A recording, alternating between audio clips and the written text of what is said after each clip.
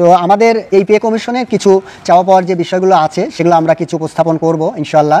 আমাদের 20টা গ্রেডের পরিবর্তে আমরা 12টা গ্রেড চেয়েছি এবং একই সাথে বেতনের বিদ্যমান যে অনুপাত 1:10 আছে সেটার পরিবর্তে আমরা 1:4 আমরা প্রত্যাশা করছি।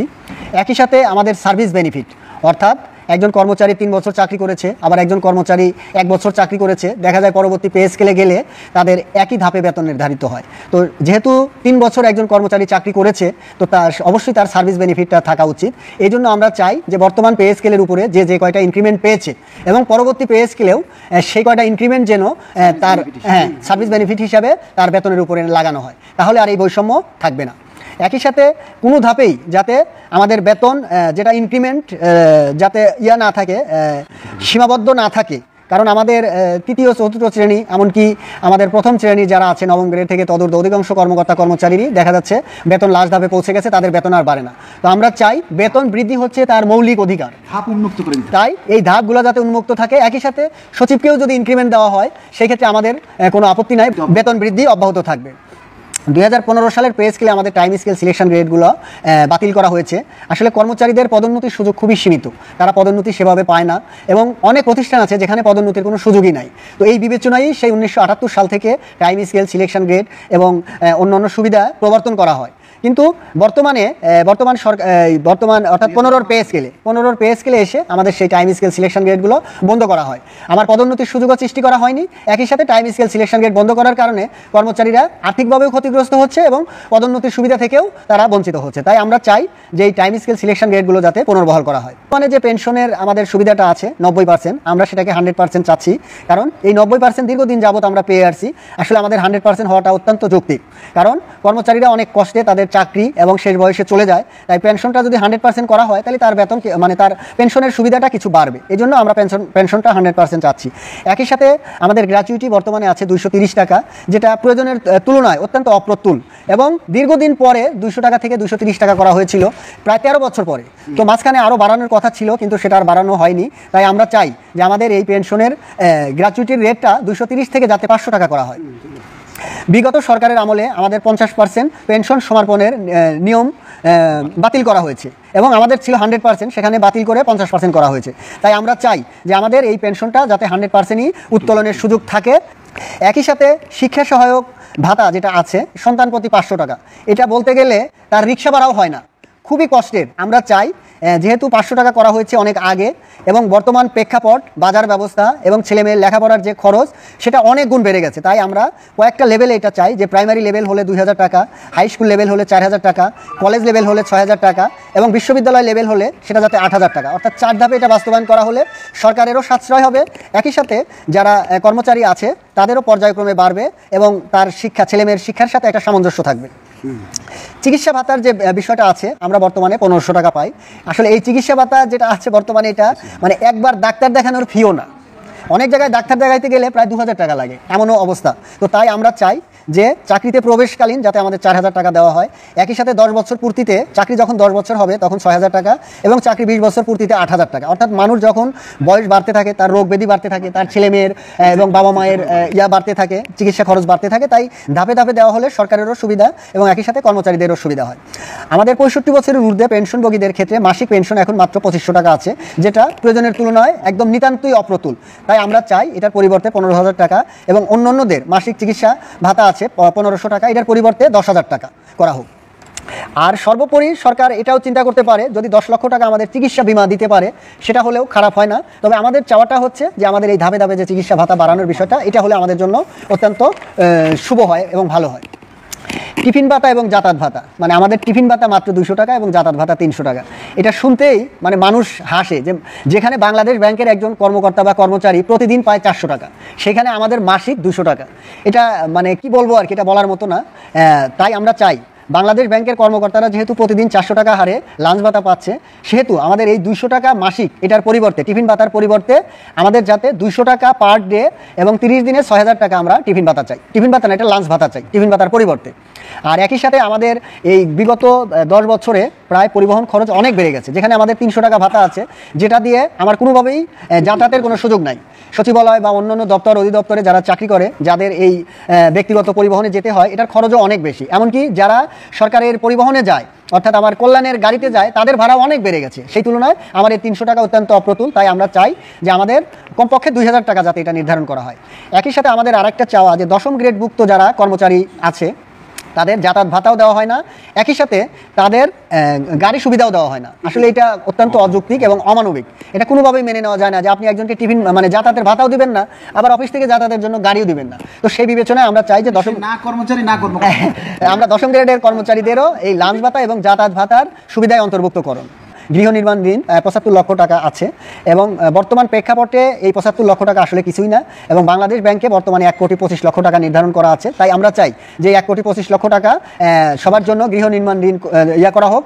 একই সাথে আমাদের বর্তমানে চক্রবৃদ্ধি হারে এই সুদটা নির্ধারিত আছে। আমরা চাই বাংলাদেশ ব্যাংকের ন্যায় সরল সুদে এবং একই হারে যাতে আমাদের এই লোনটা দেওয়া হয়, তাহলে আমরা কর্মচারী সহ কর্মকর্তারা সবাই উপকৃত হব। একটা কথা আমি যোগ করতে চাই, সেটা হচ্ছে যে গৃহ লোন যেটা দেওয়া হয়, এটার যে মাসিক কিস্তি আসে, সেই কিস্তিটা বহন করাই অনেক কর্মচারীর পক্ষে সম্ভব না। কারণ মনে করেন একজন কর্মচারীর বেতন আসছে সর্বসাকুল্যে 30,000 টাকা, সে যদি 80 লক্ষ টাকা লোন নেয় এবং তার চাকরি আছে 20 বছর বা 25-15 বছর, তাহলে তার যে লোনটা আসবে, কিস্তি আসবে, সেই কিস্তি শোধ করলে তার সারা মাসের বেতনের চেয়ে বেশি হয়ে যায়। সেক্ষেত্রে আমরা ধরছি যে একজন কর্মচারীর যতটুকু তার সাধ্য ততটুকু কিস্তি কর্তন করবে, বাকিটা যেন সেটেলমেন্ট অর্থাৎ পেনশন থেকে যাতে কর্তনের সুযোগ থাকে, যেটা এখন বর্তমানে নেই। কারণ পেনশন সেটেলমেন্টে এককালীন যা পাবে সবই কিন্তু সরকারের কাছে, সুতরাং ওই কর্মচারীর না দেওয়ার কোনো সুযোগ নেই।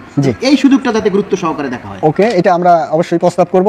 এবং একই সাথে সেটা যদি আমার যে বাড়ি ভাড়াটা কাটা হয়, সেই বাড়ি ভাড়ার সমপরিমাণ অর্থ যদি আমার এই লোন পারপাস কাটা হয়, তাহলে সেটা আরো ভালো হয় এবং সংসারটা ভালোভাবে চলতে পারে, এবং বাকি পেনশন থেকে বাকিটা যাতে কাটা হয়, এটা হলে কর্মচারীদের জন্য সুবিধা হবে। এটাই করে ব্যাংকের অনেক কর্মচারীরা তাদের সেটেলমেন্টের টাকা আগে ওই দিয়ে দেয়, সেটেলমেন্টের সময় টাকার দরকার হয় না, কারণ তার আগে সবকিছু পেয়ে যায়। জি না, এটা আপনি একটা আসলে যুক্তিসঙ্গত কথা বলেছেন, আমরা সেটা ইনশাআল্লাহ প্রস্তাব করব।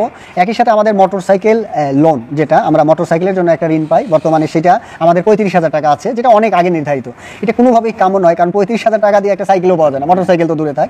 তো তাই আমরা চাই যে বিদ্যমান বেতন ব্যবস্থার সাথে এবং বিদ্যমান যে বাজার ব্যবস্থা আছে সেটার সাথে সামঞ্জস্য রেখে এটা কমপক্ষে 5 লক্ষ টাকা নির্ধারণ করা হোক, এবং একই সাথে এটা যাতে আমাদের 10% হারে অবচয় ব্যয় বাবদ দেওয়ার একটা সুযোগ করা হয়, এবং এইটা যাতে বিনা সুদে দেওয়া হয়। আমাদের কর্মকর্তারা যারা 30 লক্ষ টাকা লোন পায় এবং গাড়ির জন্য, আমাদেরকেও কর্মচারীদেরকেও একইভাবে বিনা সুদে এই 5 লক্ষ টাকা যদি লোন দেওয়া হয়, তাহলে আমরা কর্মচারীরা উপকৃত হব, এবং এই 10% হারে অবচয় ব্যয়েরও যাতে সুযোগ থাকে। আচ্ছা, সরকারি চাকরিজীবীদের অবসরের বয়স বর্তমানে আমাদের 59 বছর আছে, সেটাকে আমরা 62 বছর করার প্রস্তাব করছি। কারণ আমাদের মানুষের গড়ায়ু সরকারের নিয়মেই আগে 70 বছর ছিল, সেটা এখন 73 বছর হয়েছে, এবং একই সাথে আমার প্রবেশের বয়সও 2 বছর বাড়ানো হয়েছে। আগে 30 বছর ছিল, সেটা 32 করা হয়েছে। তো এই বিবেচনায় আমরা এই 59 থেকে আমাদের চাকরির বয়স যাতে 62 করা হয়, সেটা আমরা প্রস্তাব করব।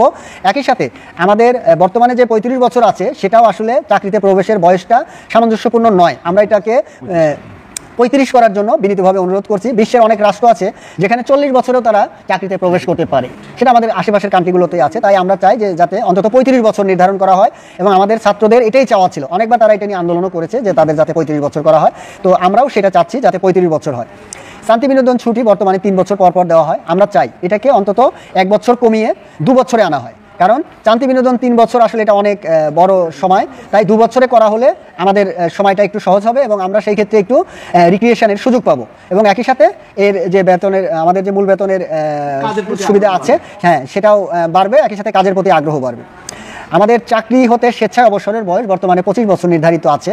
এখন এটা আসলে অনেকেই চাচ্ছে যে এটাকে 15 বছরে নামিয়ে আনা, কারণ অনেকেই আছে যে 15 বছর চাকরি করার পরে সে অন্য পেশায় চলে যাবে বা অন্য কাজ করবে। তো এটার যদি সুযোগ রাখা হয়, তাহলে যেটা হবে অনেক নতুন কর্মসংস্থানের সুযোগ সৃষ্টি হবে, এবং তাও সেও ব্যক্তিটাও নিজের যিনি চাকরি থেকে চলে যেতে চায় সেও 20 বছর না 15 বছর হলেই ভালো হয়। এবং আমাদের চাকরি কমিশন, যেটা আমাদের জনপ্রশাসন মন্ত্রণালয়ের যে সংস্কার কমিশন, তারও একটা সুপারিশ আছে 15 বছর করার জন্য। তো আমরা চাই, যেহেতু কমিশনেরও সুপারিশ আছে, একই সাথে আমরাও সেটা চাচ্ছি যে 15 বছর করা হলে স্বেচ্ছায় যদি আমি যেতে পারি, তাহলে আমার ক্ষেত্রেও ভালো হয়, এবং অন্য যারা আছে তাদের কর্মসংস্থানের সুযোগ সৃষ্টি হয়। 100% সুবিধা নিয়ে, রাইট, শতভাগ সুবিধা নিয়ে সে যাতে যেতে পারে আর কি। তো এটা হলে ভালো হয় আর কি।